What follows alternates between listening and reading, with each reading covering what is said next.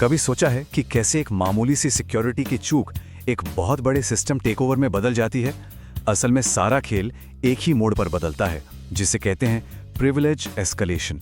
ये वो पल है जब कोई हमलावर एक आम यूजर से बढ़कर सीधा एडमिनिस्ट्रेटर की कुर्सी पर जा बैठता है।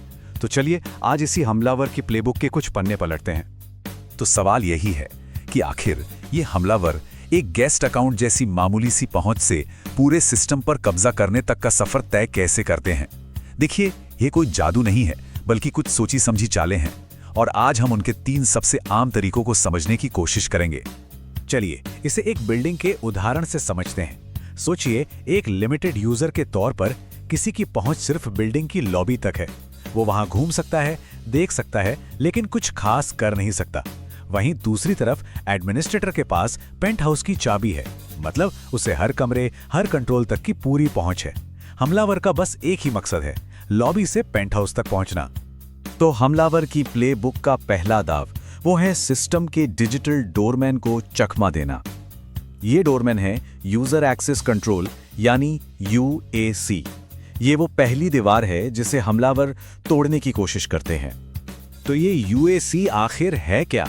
आसान भाषा में कहें तो ये विंडोज का वो सिक्योरिटी गार्ड है जो हर बड़े बदलाव से पहले पूछता है, भाई साहब पक्का करना ये काम। ये एक बहुत जरूरी सेफ्टी लेयर है, लेकिन जैसा कि हम देखेंगे इसे भी चकमा दिया जा सकता है। यहाँ दिलचस्प बात यह है कि हमलावर UAC से सीधे सीधे नहीं लड़ते हैं, वो दिमाग लगाते हैं। वो सिस्टम के ही किसी भरोसेमंद प्रोग्राम का सहारा लेते हैं और उसी की आड़ में अपना कोड चला देते हैं।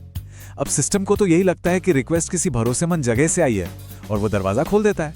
इससे एक बात साफ हो जाती है, कभी कभी भरोसा ही सबसे बड़ी कमजोरी बन जाता है। तो वो था पहला तरीका। लेकिन मान लीजिए डोरमैन को चकमा नहीं दे पाए, तो हमलावर क्या करते हैं? वो इससे भी ज्यादा खतरनाक रास्ता अपनाते हैं। वो सीधा ऑपरेटिंग सिस्टम के दिल यानी उसके कोर पर हमला करते हैं। ये एक कहीं ज्यादा पावरफुल टेक्निक है। विंडोज कर्नल को आप सिस्टम का दिमाग समझ लीजिए। ये वो कोर है जो सब कुछ कंट्रोल करता है, हार्डवेयर से लेकर मेमोरी तक। तो जाहिर है किसी भी अटैकर के लिए ये सबसे बड़ा जैकपॉट है। अगर कर्नल का कंट्रोल मिल गया तो समझिए पूरा किला फतेह हो गया। और देखिए, ये सिर्फ हमारी बातें नहीं हैं। MIT ATT&K फ्रेमवर्क, जिसे दुनिया भर के साइबर सिक्योरिटी एक्सपर्ट्स इस्तेमाल करते हैं, वो भी साफ साफ इस तकनीक को एक बड़े खतरे के तौर पर मानता है। ये दिखाता है कि ये कितना असली और कितना गंभीर खतरा है।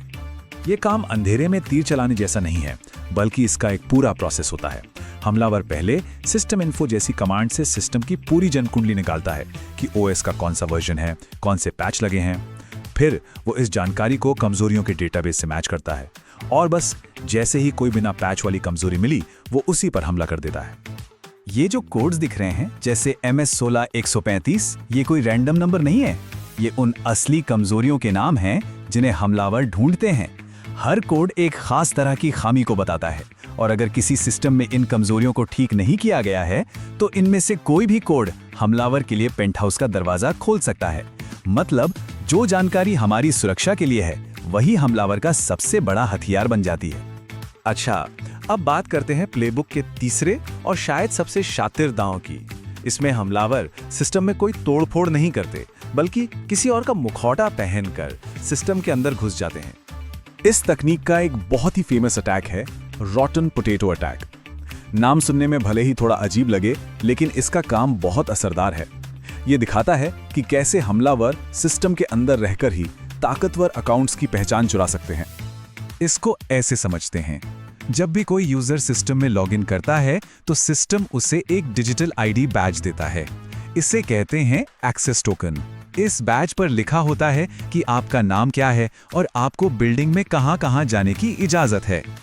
तो खेल ये होता है, हमलावर सिस्टम के सबसे पावरफुल यूजर जैसे एंटी अथॉरिटी सिस्टम का ID बैज चुराने की फिराक में रहते हैं। वो उस प्रोसेस को धोखा देते हैं और उसका टोकन हासिल कर लेते हैं। और एक बार वो ID बैज हाथ लग गया, तो फिर वो सिस्टम के राजा बन जाते हैं। मतलब सिस्टम का सबसे भरोसेमंद अकाउंट ही उसका सबसे बड़ा दुश्मन बन सकता है। चलिए, हमलावर की प्लेबुक तो हमने देख ली, दांव पेच समझ लिए, लेकिन अब सबसे बड़ा सवाल ये है कि इनसे बचा कैसे जाए। अब कहानी को डिफेंडर के नजरिए से देखते हैं। तो हमने 3 मुख्य तरीके देखे। पहला था UAC बाईपास, यानी डोरमैन को धोखा देकर भरोसे का फायदा उठाना। दूसरा कर्नल एक्सप्लॉइट, मतलब सिस्टम की नींव में ही कोई दरार ढूंढ लेना। और तीसरा टोकन इम्पर्सनेशन, यानी किसी और का आईडी कार्ड चुराकर उसकी पहचान ले लेना। इन तीनों को समझना ही बचाव की पहली सीढ़ी है। तो इससे बचने के लिए क्या किया जाए? देखिए, 3 बेसिक नियम हैं। पहला, अपने सिस्टम को हमेशा अपडेटेड और पैच्ड रखें, इससे कई दरवाजे अपने आप बंद हो जाते हैं। दूसरा, लीस्ट प्रिविलेज का सिद्धांत अपनाएं, मतलब किसी को भी जरूरत से ज्यादा अधिकार ना दें। और तीसरा, सिस्टम की हरकतों पर नजर रखें, अगर कुछ भी अजीब दिखे तो तुरंत एक्शन लें। तो बात घूम फिरकर एक ही जगह आती है, हमलावर अपनी प्लेबुक लेकर पूरी तरह तैयार हैं। सवाल यह है कि क्या हमारी अपनी डिफेंस प्लेबुक तैयार है? क्योंकि साइबर सिक्योरिटी की इस दुनिया में सबसे अच्छा बचाव एक पहले से सोची समझी मजबूत रणनीति ही होती है।